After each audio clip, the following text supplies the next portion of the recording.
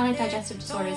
And I've just been reading this book the last few days and been so inspired by it. It just really explains to you the importance of looking after your body and what everything is doing, what all these plants are doing to your body. And I've just learned so many fascinating, obscure facts.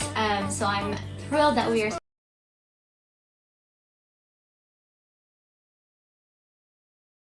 It's fantastic to have you with us tonight. For people who haven't seen this unique piece of cinema, can you tell us a little bit about your character and what excited you about the project overall? What really excited me about the project was working with Yorgos Lanthimos. I'd seen his last two movies, Dogtooth and Alps, and I just thought he was an extraordinary filmmaker. He's completely unusual, completely original, unlike any other films I'd ever seen, and I just wanted to be part of his universe. I sought him out. I begged him to work with me, basically. I did. Of course, the film is about quite an abstract dilemma, but beneath that, I think, are some quite accurate reflections on the pressures we face in our own lives and anxieties we have about love and relationships. Can you talk about that element of the film and what you think will connect with an audience? Well, it's a romantic comedy. It's a pretty dark romantic comedy. It's set in a universe where it's kind of a totalitarian state where you have to... Sorry, the fence fell down. Where you have to live as a couple, or you can rebel and you live in a different totalitarian state where I live, where you have to live alone. So there are kind of crazy rules, and these two people, Colin's character, my character, manage to fall in love despite the rules.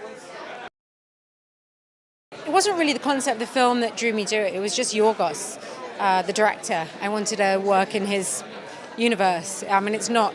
I couldn't do any research. I couldn't go and meet a loner. And nothing that's in the movie really exists in the real world, except everything exists because it's set in the real world. It's just our world with different rules. And I thought that was just a fascinating experiment. Can you tell us about working with the beautiful Mr. Colin Farrell? Well, he's very beautiful inside. He's got a beautiful heart and soul, and a lot of sweetness, and in this film, vulnerability. And it was lovely to work opposite him. I really enjoyed it. The thing that I've noticed is that in fiction, in the way that not women behave in real life, but the way women are portrayed in fiction, is that they're actually not allowed to be difficult and interesting and complex and three-dimensional, and they often have to be more likable as characters in fiction. I'm not talking about real life, but the characters have to be sweeter and more likable than a male character would have to be. Which seems odd, because back in the day, Betty Davis and all those gals, they weren't, they didn't play easygoing characters, and they're some of the greatest characters and stories in history. So, well, I think everybody wants to be liked. I think that's human, but I think there's a real difference in stories, narratives in contemporary fiction for men and women in mainstream cinema, anyway.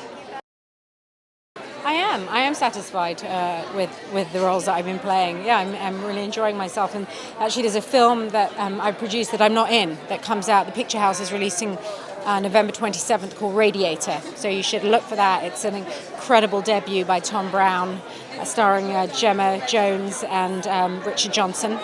And it's also a dark comedy, different to Lobster, but an amazing. Hello to everyone, to all the fans in Argentina. I'm here at Comic-Con. Very excited to be here in a beautiful city, and I hope to meet you at the convention. I'm here today and tomorrow, so please come down and I shall look forward to meeting you.